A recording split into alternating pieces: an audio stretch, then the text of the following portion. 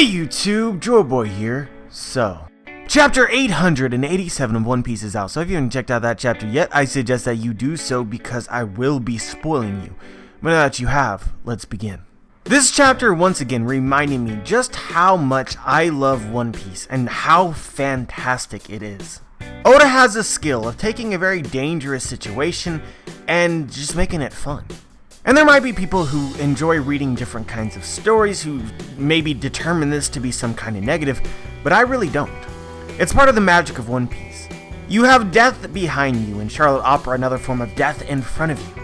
Capone has a few options available to him. The rest of the allies on the island itself are dealing with the cake, and they want to get the cake onto Capone's ship. So what ensues is just kind of ridiculous. I believe Oda is on the record stating that he loves to design ships, and I wonder just how much fun he had designing the castle ship, which is equally effective on sea and on land. It literally transformed into a ship tank, and then proceeded to run over all of the Big Mom pirates. Meanwhile, the captain of the ship is holding his baby the entire time. They didn't see that coming, yo, they didn't, Nooga Booga. Capone didn't actually say that, but that's the kind of shit that I think in my head as I see this ridiculousness.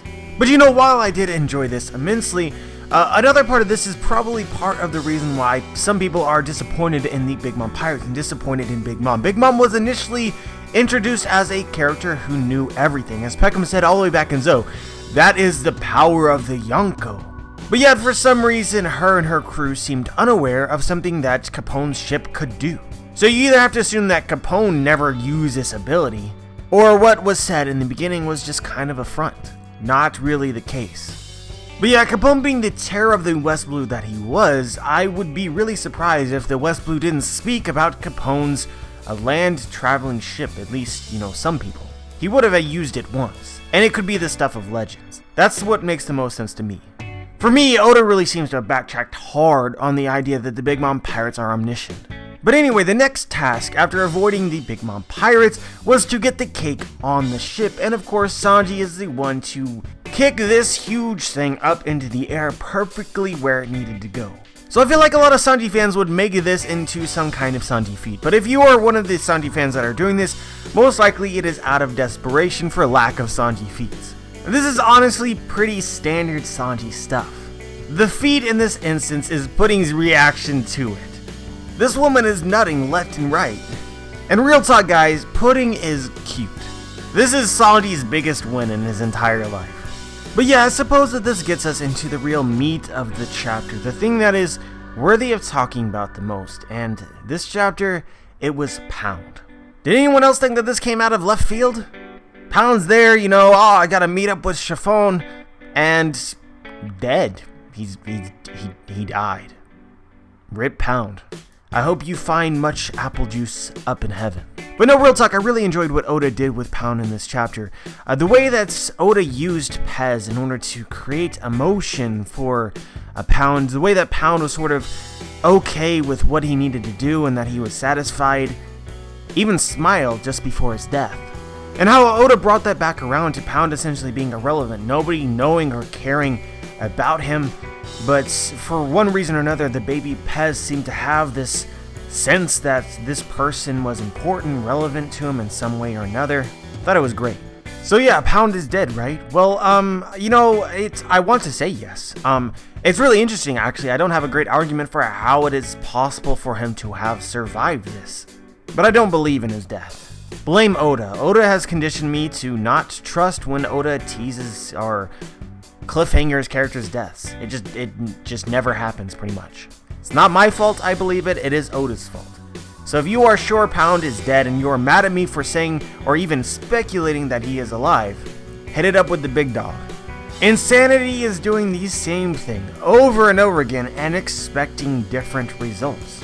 In nearly every arc, Oda uses something like this in order to create drama and the characters do not die. So in this case, if you still buy what Oda is trying to sell, then you just might be insane.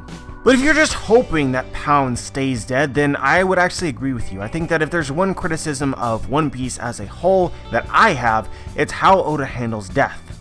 I honestly find it a lot less impactful than I did originally, just because Oda doesn't create a sense of consequences. So if Oda starts changing that towards the end of the story, it's a change that I would enjoy, I think. So yeah, guys, I think that Pound somehow survived this, but I hope that I am wrong.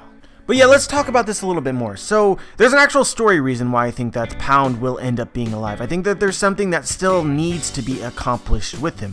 And that is that Oda has teased in the last 2 chapters that Chiffon doesn't know who Pound is. And I think that this can be assumed because Pound was essentially disowned as family immediately after Lola and Chiffon were born.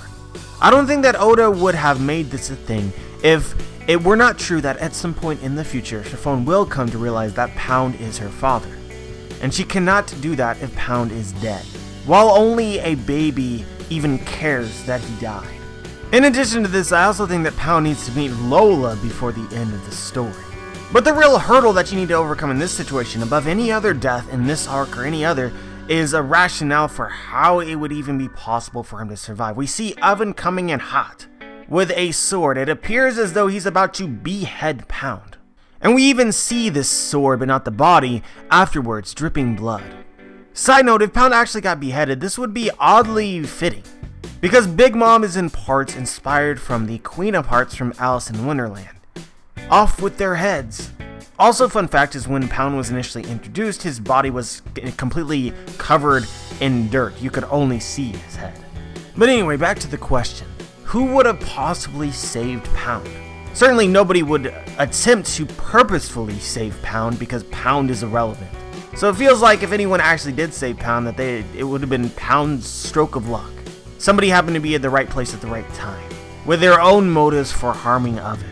A lot of people are saying that the swords that Oven was using and the sword that we later see covered in blood are different, but I really don't see a lot of fruit in this tree. For argument purposes, if someone believes that Oven actually killed Pound, then the swords are similar enough. If somebody believes that, Pound survived, then I guess you would have to assume that he wasn't beheaded.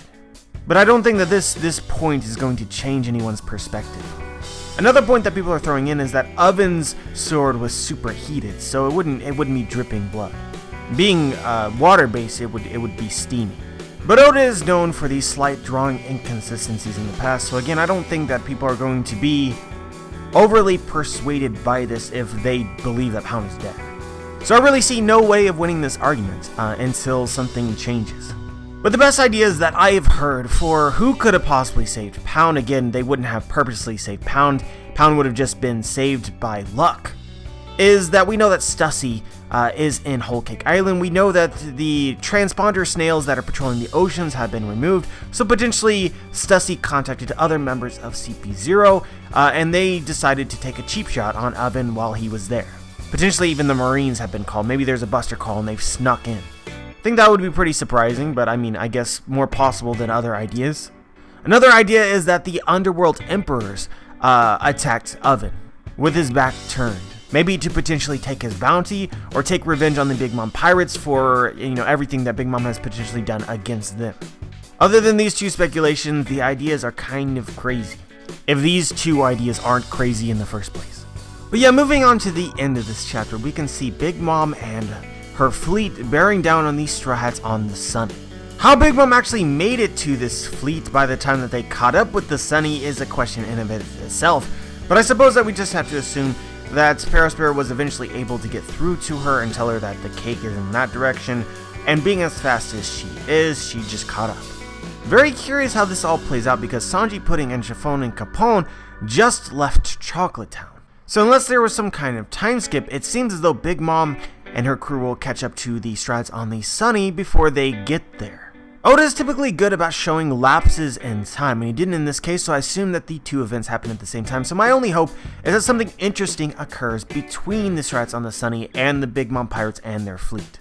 We've seen all sorts of dodging and maneuvering up until this point in time. If they're just gonna run more, I think I would have preferred it if Oda had delayed the Big Mom Pirates more so that they would meet up with the Strats on the Sunny closer to when Sanji, Pudding, and Chiffon were going to meet up with them. Oda pretty much told us that the Vinsmoke are going to be heading towards Chocolate Town. Capone, Sanji, and group are just now leaving Chocolate Town. So given this, you would expect them to encounter the Vinsmokes. You would assume that they would before they meet up again with the Straw Hats. Now I'm not saying here what exactly might happen, only that they will encounter each other. Something will happen. The Vinsmokes will not be disappearing from the story. Oda has made that very clear.